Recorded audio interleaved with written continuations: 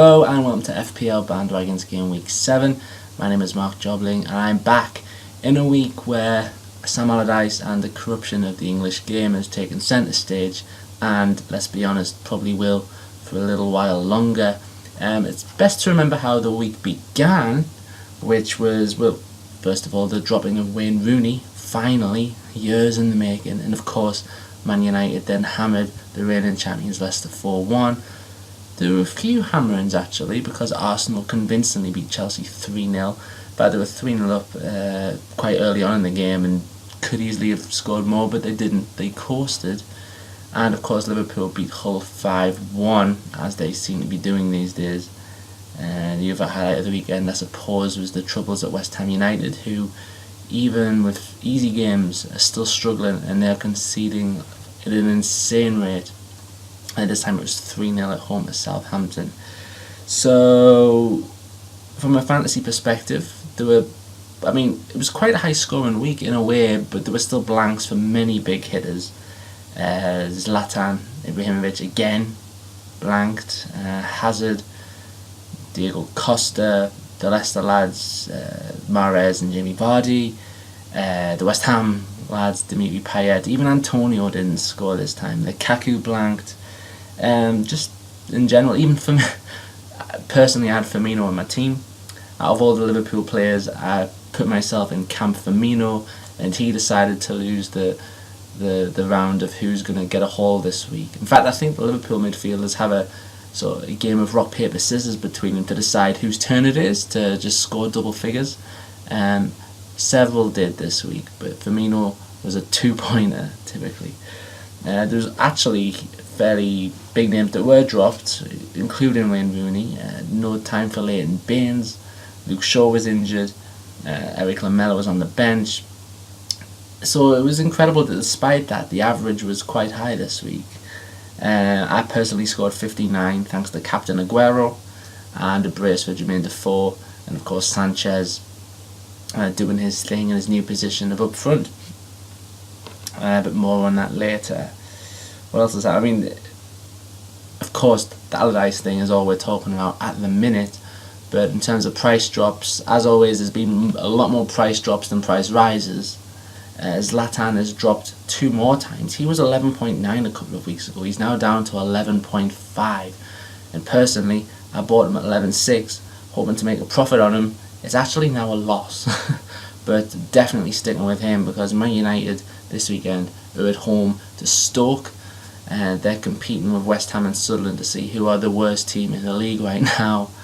And Stoke are, hopefully, from a Zlatan perspective, hopefully going to have a good audition for that role. And it's been so, as well as price drops for him, Kevin De Bruyne has dropped because he's injured. Santi Cazorla has gone down. Luke Shaw, Negredo, Jamie Vardy, and Eden Hazard's dropped to 9.9, below his starting price. Who would have thought it would have got to this situation a couple of weeks ago? But let's get cracking on the bandwagons. I've got 4 for you this week. First of all, Adam Lallana from Liverpool.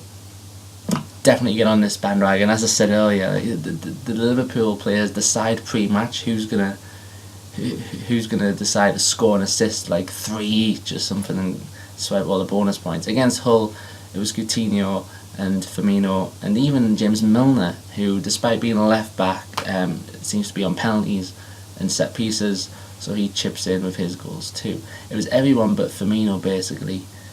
Now I know Lallana's the least glamorous of the lot, and there was always a hint of, well, he's probably going to get rotated because they've got Mane, Wijnaldum, Coutinho, Firmino with Sturridge up front, and someone's going to have to be benched every week, but that's clearly not happening.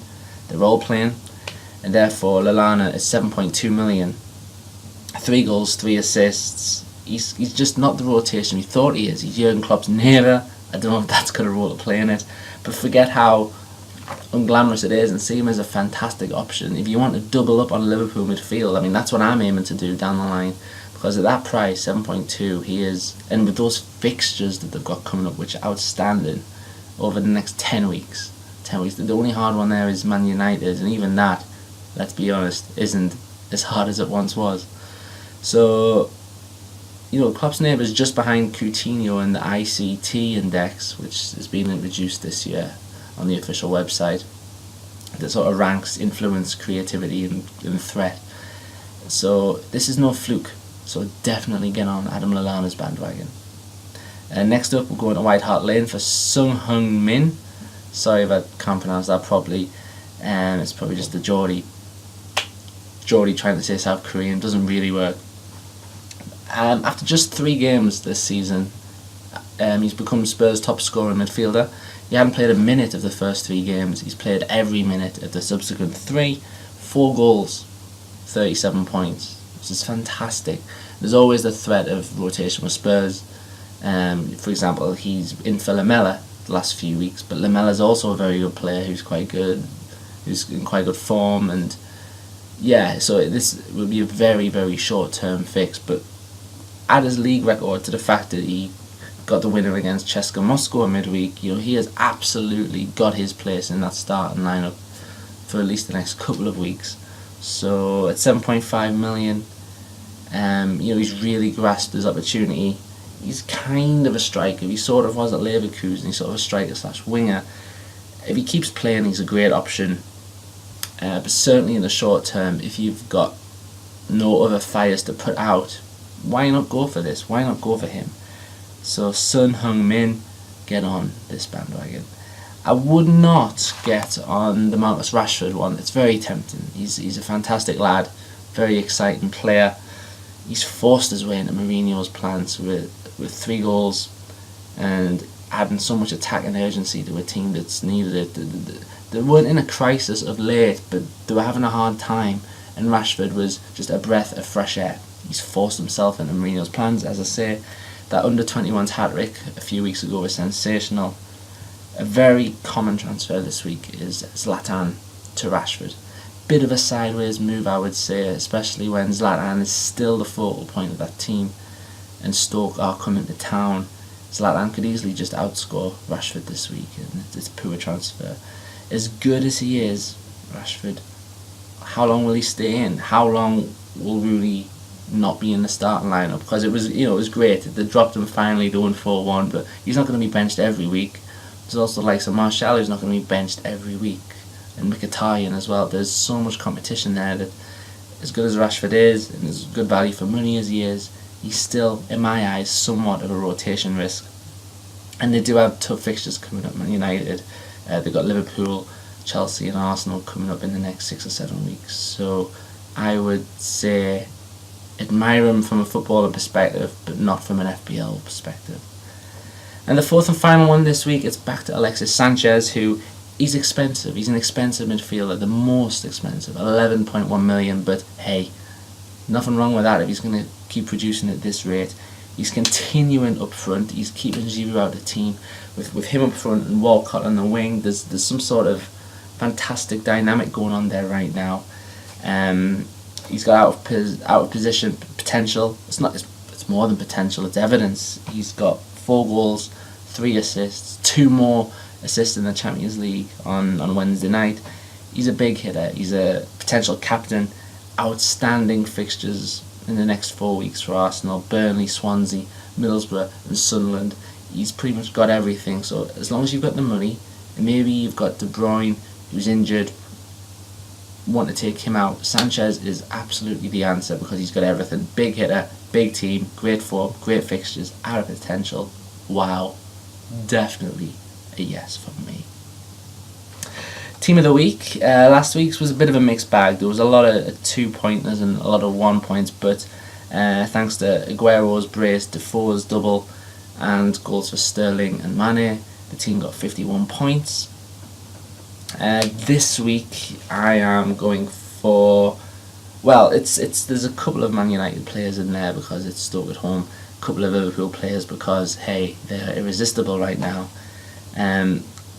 Despite being terrible, I've gone for 2 Sunderland players once more, because we're at home to West Brom, and if they can't get a result there, then they might be worth giving up on. But Defoe is continuing to produce the goods, and I've gone for Jordan Pickford in goal. Arsenal coverage, Monreal's expensive, but they do have a good fixture. Sanchez, we've mentioned him. Johnny Evans at the Stadium of Lights, and Diego Costa is away to Hull. I think there should be some sort of Chelsea coverage in that team. And the final pick's a little bit different, a little bit strange, but Yannick Bolasie kicks off on Friday night. Remember, it's a Friday night deadline, so Friday evening, really, you got to hurry up with your team. Yannick Bolasie has Everton at home to his former club Crystal Palace, and there should be some sort of Everton coverage there. I don't know. On the one hand, Palace could have him completely figured out, but on the other hand, Bolasie could know exactly what he's up against and be out to impress. So that's our team of the week. And yeah, we've got the international break coming up soon. But in the meantime, thanks very much for watching. Feel free to leave any comments below. I am aware that the logo is the old one, and I will change that soon. But yeah, thanks very much for watching, and best of luck this week. Bye.